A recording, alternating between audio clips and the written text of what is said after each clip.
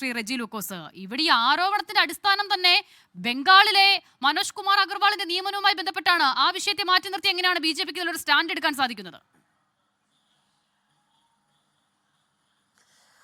എനിക്ക് ആദ്യം പറയാനുള്ളത്, അസദയുടെ ഇൻട്രഡക്ഷന്റെ ആദ്യത്തെ 2 സെന്റൻസ് കേട്ട് കഴിഞ്ഞാൽ കേരളത്തിൽ ഭൂരിപക്ഷം കിട്ടിയത് BJP വോട്ടിംഗ് മെഷീനോട് അട്ടിമറി നടത്തി BJPക്കാണെന്ന് തോന്നുന്നു. ആ രീതിയിലാണ് തുടക്കം കുറിച്ചത്. പിന്നീട് മറ്റു കാര്യങ്ങളിലേക്ക് വന്നു. ഞാനൊരു കാര്യം പറയാം, അതായത് എനിക്കൊരു അല്പസമയം തരണം.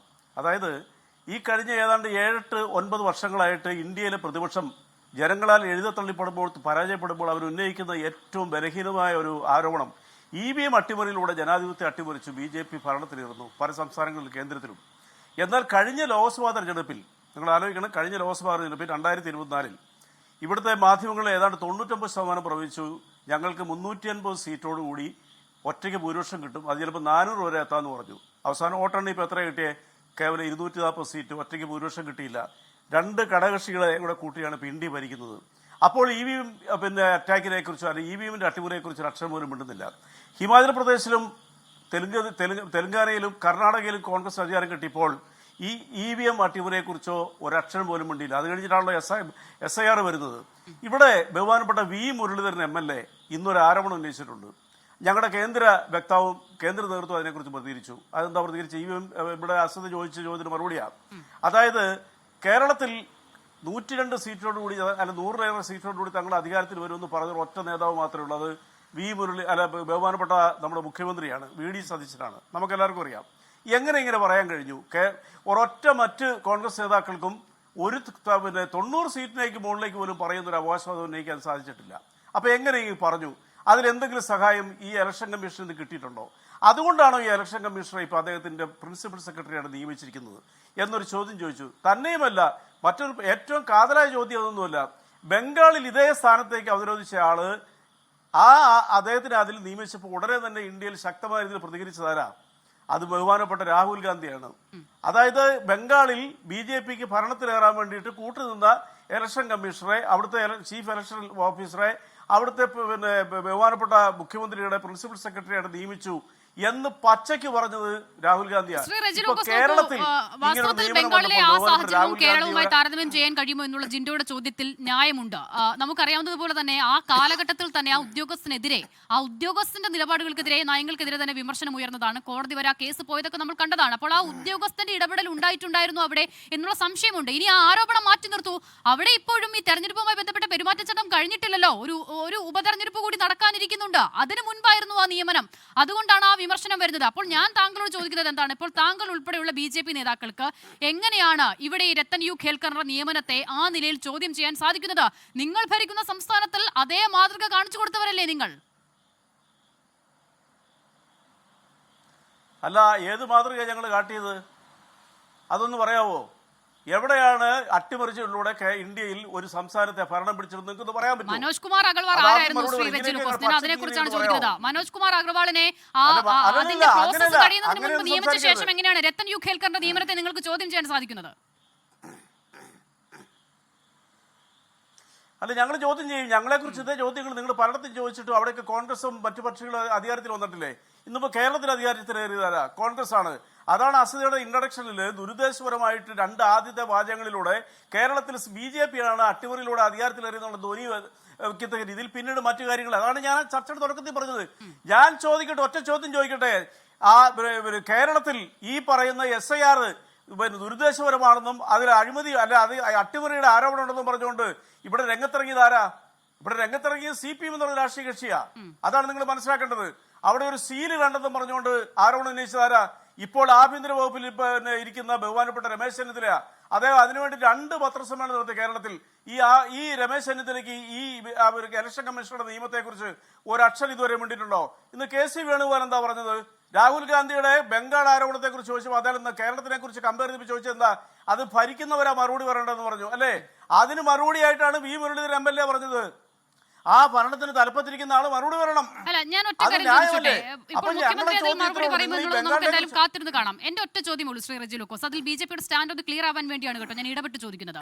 കേരളത്തിൽ രത്തൻ യു ഖേൽക്കർ എന്ന ഉദ്യോഗസ്ഥനെ മുഖ്യമന്ത്രിയുടെ പ്രൈവറ്റ് സെക്രട്ടറിയായി നിയമിക്കുന്നതിൽ പ്രശ്നം കാണുന്നുണ്ടോ BJP?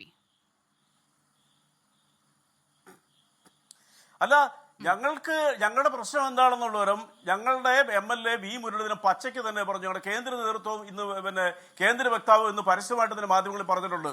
അതിന്റെ കാരണം എന്താ? അതിന്റെ അടിസ്ഥാനം എന്തുകൊണ്ടാ? ഞങ്ങൾക്ക് ഈ അഡ്ജസ്റ്റ്മെന്റിലൊന്നും ഒരു പങ്കുമില്ല. ഈ നിയമനത്തിൽ BJP പ്രശ്നമുണ്ടോ? BJP എങ്ങനെയാണ് ഈ നിയമനത്തെ കാണുന്നത്? BJP എങ്ങനെയാണ് നിയമത്തിനെ കാണുന്നുള്ളവരും കൃത്യമായ രീതിയിൽ BJPയുടെ ഔദ്യോഗിക വക്താക്കൾ പറഞ്ഞു കഴിഞ്ഞു. ഈ പറഞ്ഞ ഉദ്യോഗസ്ഥൻ ഏതെങ്കിലും രീതിയിൽ ഇൻവേർട്ടർ കോമ ഈ പറയുന്ന 100 സീറ്റിന് മുകളിൽ കിട്ടുമെന്ന് പറയുന്ന VD സതീശനുമായിട്ട് എന്തെങ്കിലും സഹായഹസ്തങ്ങളുണ്ടോ? ആധികാരികമായിട്ടൊന്നുമല്ല, സംശയം ജനിപ്പിക്കുന്നതിന് എന്തെങ്കിലും ഉണ്ടോ? മറ്റാരും പറഞ്ഞിട്ടില്ല 100 വോട്ടിൽ കൂടുതൽ കിട്ടുന്നത്. നിങ്ങൾ അത് പറയുന്നതോടൊപ്പം തന്നെ ഈ ബംഗാളിനെ കുറിച്ച് കൂടെ പറയണം. ബംഗാൾ ഇതേ ദിവസം തന്നെയാണ് വോട്ടെണ്ണിയത്. ഇപ്പൊ ഈ പറഞ്ഞ ഇന്നൊരു ഫലം വന്നിട്ടുണ്ട്. ഇന്ന് ബംഗാളിൽ ഇന്നൊരു റിസൾട്ട് വന്നിട്ടുണ്ട്. ഈ ആരോപണം ഉന്നയിച്ചതിന്റെ പേരിൽ ഒരു റിസൾട്ട് വന്നിട്ടുണ്ട്. ആ റിസൾട്ട് എന്താ? 1,09,000 വോട്ടോടുകൂടി BJP സ്ഥാനാർത്ഥിയോട് ജയിച്ചു. തൃണമൂൽ കോൺഗ്രസ് സ്ഥാനാർത്ഥി വിത്ഡ്രോ ചെയ്തു. അവിടെ 2ാം സ്ഥാനത്തേക്ക് CPM വന്നിരിക്കുകയാണ്. അപ്പൊ അവിടെയാണ് നിങ്ങൾ പറയുന്നത് നിങ്ങൾ ഇന്ത്യയിൽ മുഴുവനും ഭരണം അട്ടിമറിച്ചുകൊണ്ട് അല്ലെങ്കിൽ നിങ്ങൾ ഇടയ്ക്കിങ്ങനെ കയറാതെ. അതായത് ഞങ്ങളുടെ നിലപാടാണ്. കേട്ടില്ല. കേരളത്തിൽ പ്രശ്നമുണ്ട്, എനിക്കത് മനസ്സിലായി. താങ്കളും അതാണ് പറയാൻ ശ്രമിക്കുന്നത്. വി മുരളീധരൻ MLA അതാണ് പറഞ്ഞത്. നിങ്ങളുടെ ദേശീയ നേതാക്കളൊക്കെ കേന്ദ്ര നേതൃത്വം ആ നിലപാടാണ്. കേരളത്തിലെ നിയമനത്തിൽ പ്രശ്നമുണ്ട്, ബംഗാളിലെ നിയമനത്തിൽ പ്രശ്നമുണ്ടോ? ബംഗാളിലെ നിയമനത്തിൽ പ്രശ്നമുണ്ടോ ഇല്ലോ എന്നുള്ളത് പ്രതികരിച്ചതാരാ? ബഹുമാനപ്പെട്ട രാഹുൽ ഗാന്ധി. നിങ്ങൾ അവരോട് ചോദിക്കൂ എന്തുകൊണ്ട് അവിടെ കേരളത്തിലെ നിയമനത്തിലെ പ്രതികരണം വി മുരളീധരനും ബംഗാളിലെ നിയമനത്തിൽ രാഹുൽ ഗാന്ധി. അല്ല അസിത ആ ചോദിച്ച എനിക്കൊന്ന് മനസ്സിലാകാത്ത ചോദ്യം കേൾക്കുന്ന പ്രേക്ഷകർക്ക് ഇപ്പൊ ചോദിച്ചില്ല. ബംഗാളിൽ ഇലക്ഷൻ കമ്മീഷണറെ, അതായത് വോട്ട് ചോരിയിലൂടെ സഹായിച്ചു എന്ന് ഇവർ ആരോപിക്കുന്ന ഇലക്ഷൻ കമ്മീഷണറെ അവിടെ സുഖേന്ദു അധികാരിയുടെ പ്രൈവറ്റ് സെക്രട്ടറി ആയിട്ട് നിയമിച്ചപ്പോൾ അതിനെതിരെ ശക്തമായ നിലപാടെടുത്ത് പ്രതികരിച്ചത് ഇന്ത്യയുടെ പ്രതിപക്ഷ നേതാവായ രാഹുൽ ഗാന്ധിയാ. എന്തുകൊണ്ട് ഈ രാഹുൽ ഗാന്ധി ഇതേ നിയമനം കേരളത്തിൽ നടത്തിയപ്പോൾ പ്രതികരിച്ചില്ല? ഞങ്ങൾക്ക് അത് ചോദ്യം ചെയ്യണ്ടേ? എന്താ അതുകൊണ്ട് മനസ്സിലാക്കുന്നത് എന്താ? ഇന്ത്യയിൽ ഒരിടത്തും ഒരു ഉപകരണത്തിലൂടെ ഒരു ഉദ്യോഗസ്ഥനെ സ്വാധീനിച്ചോ ഇലക്ഷനിൽ ഒരു അട്ടിമറി നടത്തുന്നില്ല. എന്തുകൊണ്ടാണ് അത് ഞങ്ങൾ അങ്ങനെ വിശദീകരിക്കാൻ കാരണം? ഈ കഴിഞ്ഞ കുറെ വർഷങ്ങളായിട്ട് ജനം എവിടെ BJP തെരഞ്ഞെടുത്താലും പറയും അത് EVM അഡ്ജസ്റ്റ്മെന്റ് ആണ്,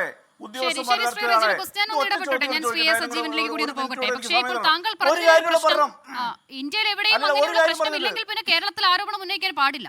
അല്ലല്ല, പറയാനുണ്ടെങ്കിൽ പറഞ്ഞോളൂ, പൂർത്തിയാക്കിക്കോളൂ. അല്ല, കേരളത്തിലെ ആരോപണം ഉന്നയിച്ച്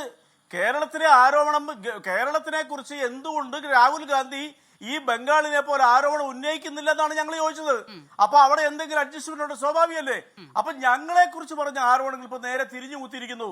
ഒറ്റ ചോദ്യോടെ ഈ വോട്ട്ചോരി എന്ന് പറഞ്ഞ സംഭവമുണ്ട്. ഇവിടെ എവിടെയെങ്കിലും ഇന്ത്യയിൽ ജയിച്ചാൽ വോട്ട്ചോരി, EVM മെഷീൻ. ഞാൻ ചോദിക്കട്ടെ, ഇതെന്തുകൊണ്ട് കേരളത്തിൽ ഇപ്പോൾ അതേ ആരോപണങ്ങൾ സുപ്രീം കോടതിയിൽ കേസുമായിട്ട് പോയ MP ഗോവിന്ദൻ മാസ്റ്ററുടെ പാർട്ടി എന്തുകൊണ്ടാണ് ഈ രാഹുൽ ഗാന്ധി ബംഗാളിനെ കുറിച്ച് ഇങ്ങനെ ആരോപണം ഉന്നയിച്ചപ്പോൾ എന്തുകൊണ്ട് കേരളത്തെ കുറിച്ച് ആരോപണം ഉന്നയിക്കുന്ന അവർ പരസ്പരം ഇപ്പൊ തമ്മിലടിക്കുമല്ലേ? അവിടെ ഒരു കാര്യം വ്യക്തമായില്ലേ? ഇന്ത്യയിൽ ഒരിടത്തും ഈ പറയുന്ന BJP എന്ന് പറയുന്നത് ഞങ്ങളുടെ രാഷ്ട്രീയ കക്ഷിയോ കേന്ദ്ര നേതൃത്വമോ ഒരു ഇലക്ഷൻ കമ്മീഷൻ സ്വാധീനിച്ച് അട്ടിമറി നടത്തുന്നില്ല, EVM മെഷീനോട് അട്ടിമറി നടത്തുന്നില്ല എന്നുള്ളതിന്റെ ക്രിസ്റ്റൽ ക്ലിയർ ആയിട്ടുള്ള തെളിവല്ലേ എന്ന് വി മുരളീധരൻ പറഞ്ഞത്?